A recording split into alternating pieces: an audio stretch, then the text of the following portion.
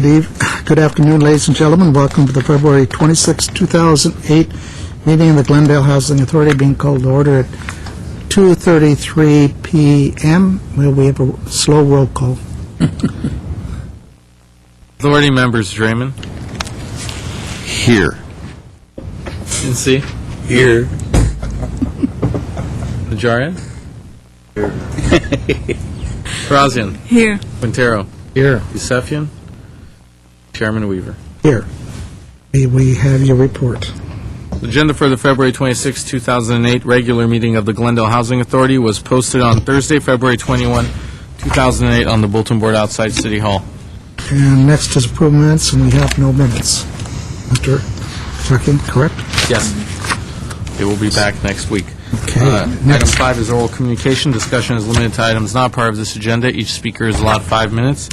Members of the Housing Authority may question or respond to a speaker, but there will be no debate or decision. The matter may be referred to staff through the Executive Director for an investigation and report. Thank you. I have one card, Herbert Milano.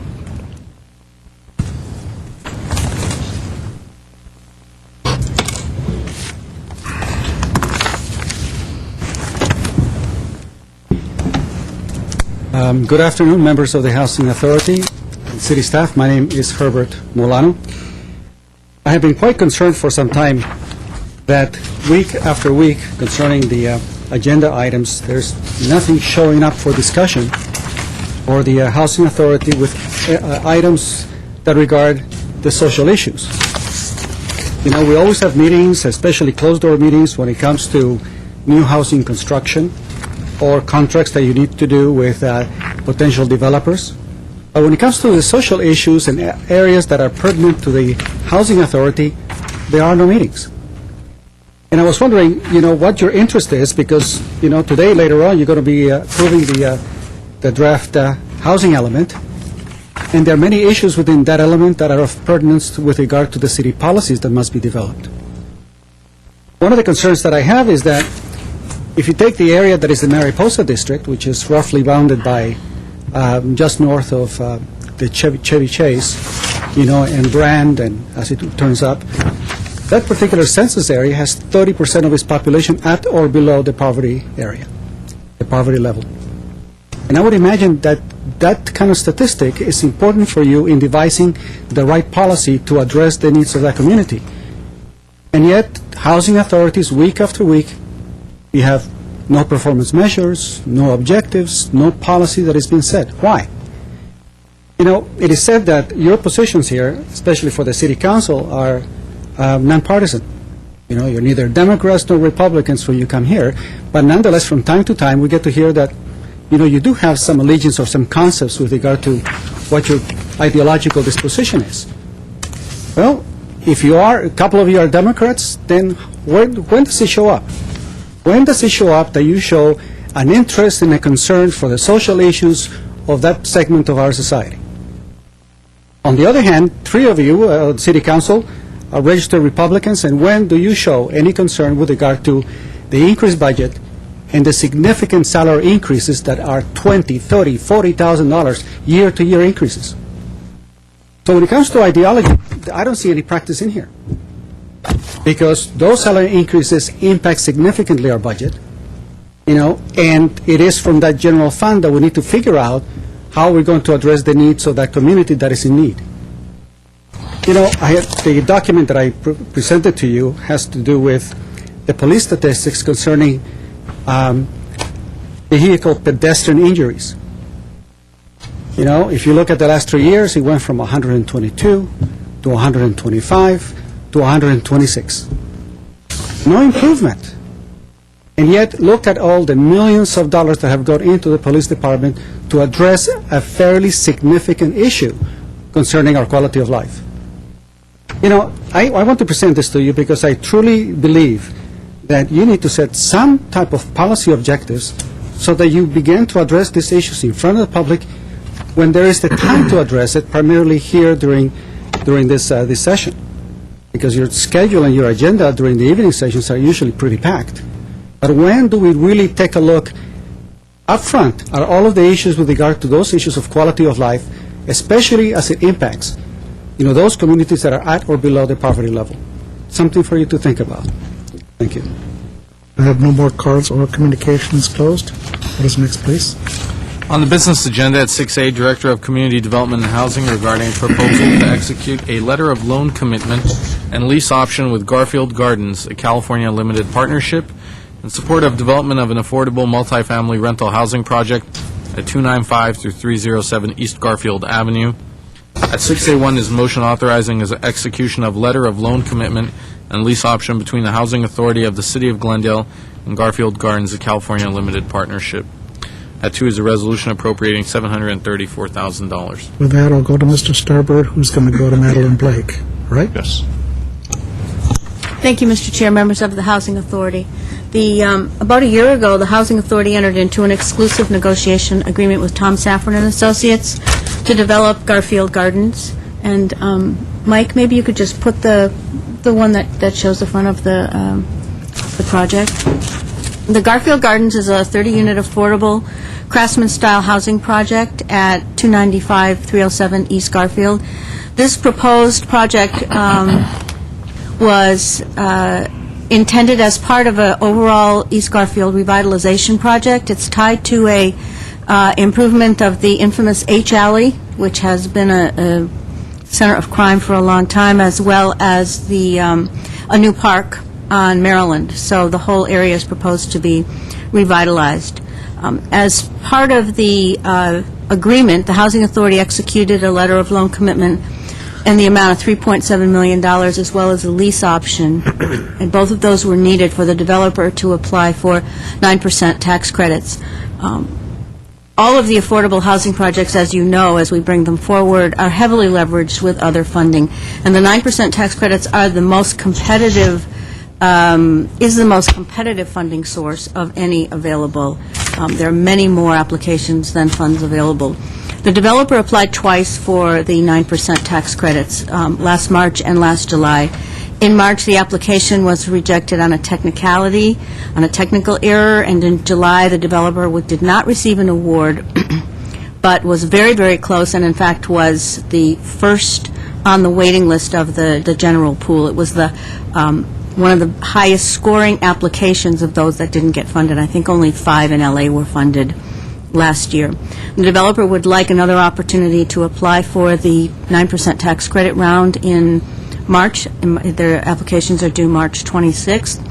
So we are, and the developer has updated the pro forma and is requesting that the Housing Authority enter into a new letter of loan commitment and lease option, which is attached to your agenda, in the amount of $4.4 million, and allow them the opportunity to reapply for the 9% tax credits. As I said, the tax credit application is very competitive. They are, as I'm speaking, finalizing their application to the City of Industry, which is another funding source which they can leverage for this project. In fact, those applications are due today. So they really are trying to get the leverage funding for the project. So with that, we'll be happy to answer any questions. Thank you. Is there any comments from my colleagues or a motion? Anybody want to make a motion then? There's no I'll move comment. A1 and 2. I guess moved and seconded. It's going to be a beautiful project when it's built. That was a lousy corner, very troublesome. It'd be nice to see that revitalization there. Nice design, too. With that, roll call. Authority members Draymond, Yes. Incy, Yes. Najarian, Yes. Brazilian, Yes. Quintero, Yes. Yusefian, Chairman Weaver. All right. Next, please. Yes, Mr. Ask a question. Where are we on the park site? That is a very good question, and I don't know the answer. You asked a very good question, Mr. Quintero. The park? I'm not with park staff, but I can tell you that the authority did transfer title to the property from the authority to the city. Park staff, last I recall, was developing site plans I know. for the development of the project. And it had to do with the potential for putting a park That's right. with underground parking, and I guess we'll have to follow up on that. I don't- Okay. Let me tell you what I know, and that is that we're still in conversations with the BMW dealer about the economics on the project, and we'll be bringing that to you in the very near future. Negotiations have been underway, and the whole issue has been how much he feels he's willing to contribute to that in exchange for the underground rights for parking. And we're still a bit of ways apart. Thank you. Next item, please. He is Director of Community Development and Housing regarding status update on affordable housing projects. Information only. Mr. Herbert, wait. I just wanted to make one quick comment before the report. This was, what we want is just a snapshot of where we are now, and this was requested by a person in the audience who always hears about our projects, but when they're all completed and they hear about it then, they just want to know where we were now on our various projects. So that's the idea of this. Please define snapshot. Where we are exactly right today. Is that like, 1/400th of a second is how I'll is that describe it. is that like a brief? Mr. Chair, let me say we will devote as much time to each of these as you'd like. You did receive a table in your packet outlining the various housing projects and their current status. Our intent was to touch very briefly on that, essentially to tell you what we told you in writing so the public can hear it, and then we'll go as deep into these as you'd like. Information. That all turn to Peter. Very briefly, there are 7 affordable housing development projects that are in various stages of development. They've been approved one way or another by the Housing Authority. They total approximately slightly over 240 units, to the tune of approximately $30 million of Housing Authority funds committed towards these 7 projects. Not bad. Versus the Habitat for Humanity Kenwood project, that's a home ownership project, low-income families, 11 units. They are in construction. They've just completed construction of their subterranean parking garage, and they're doing some of the finishing work within the garage before they start framing the actual homes. Salvation Army 615 Chester Street, that affordable housing agreement was approved a couple of months ago by the Housing Authority. They're getting all of their financing in order so we can go ahead and close on the escrow of the property, and they can begin construction. They're right now getting bids from their contractors. The Garfield Gardens, so the authority just took action on that. We hope to hear back from the State of California on tax credit application sometime in June. United Cerebral Palsy, 6200 San Fernando Road, 24-unit HUD 811 project for developmentally disabled adults, very low income. That'll be coming back in March to the Housing Authority for approval of the DDA. The Metro Loma project, the tax credit rental project at 328 Mir Loma Avenue, 44 units. That is in construction. They're currently finishing off the construction of the subterranean, 2-level subterranean parking garage. Doran Gardens is the New Market tax credit project. Recently, the authority took the action of entering into an E&A with the developer of Doran, what we're calling Doran Phase 1, for an expanded project of the property next door that the authority purchased. We look to be coming back with a DDA probably in the next 2 to 3 months on that. And then the Glendale City Lights project, just 2 weeks ago, the authority approved the affordable housing agreement. The developer was able to close financing on their project, get a firm commitment from the State of California, and expect them to be starting construction within the next month or so. So, a lot of activity. Stewart, if you address, how are we doing compared to other cities? I would say that we're very active compared to other cities, and it's a diverse product that, in terms of product that the authority is providing. It's not all renter, it's a mix of renter-owner. But I think it's important when we hear criticisms of us, then when you compare us with other cities, that we're light years ahead of some other cities in doing this, which I think is admirable for us.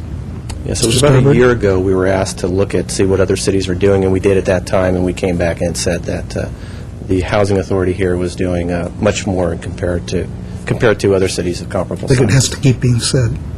Mr. Mayor, let me add my own editorial comments.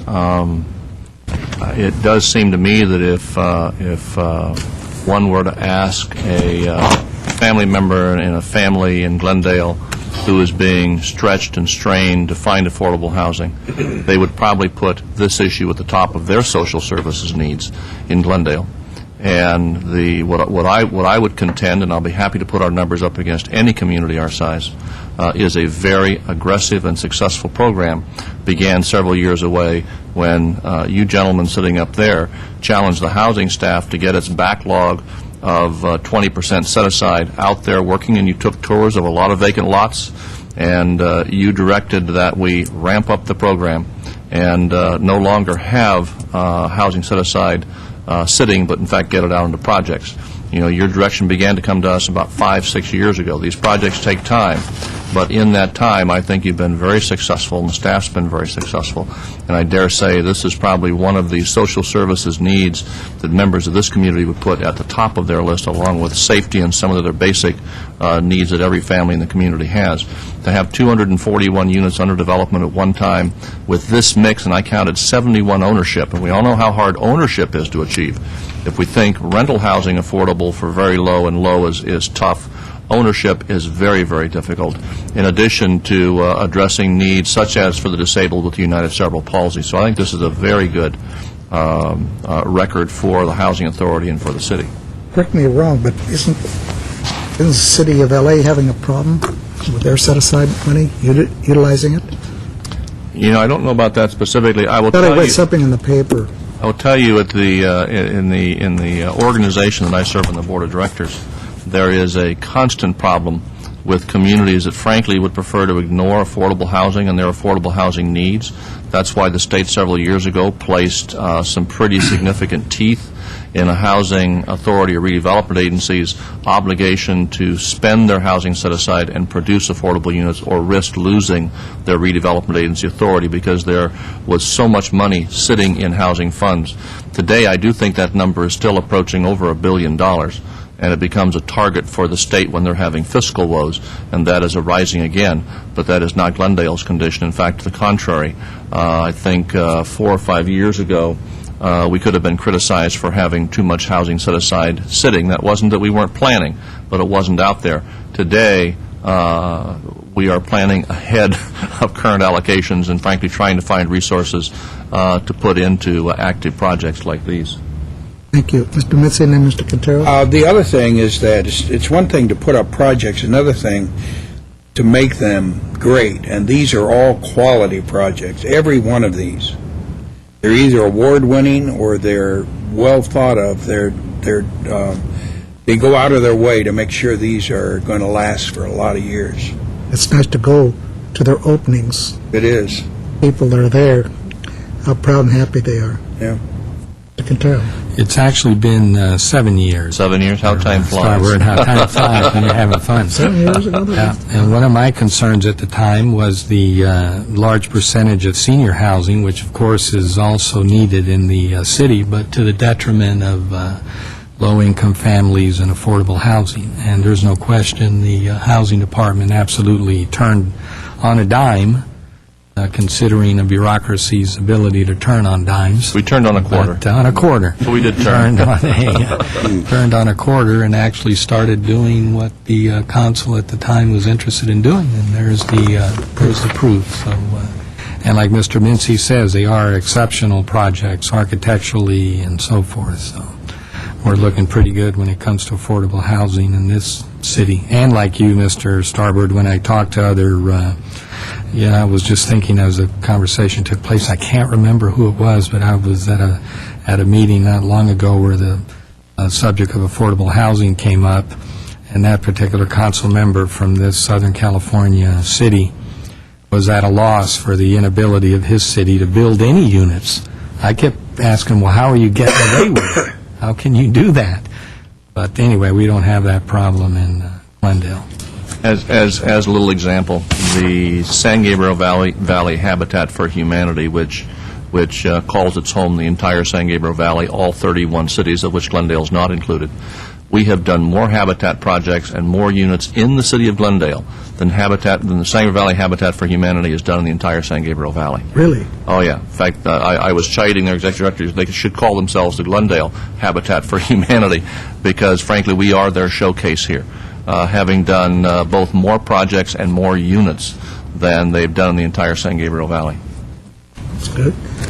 Any additional comments? With that, what is next, please? Any authority member or staff comments? Just thanks to the Housing Authority for what they do. Anything else? What's next? Motion to adjourn. So moved. Is there a second? Second. Then adjourned at 2:54 PM.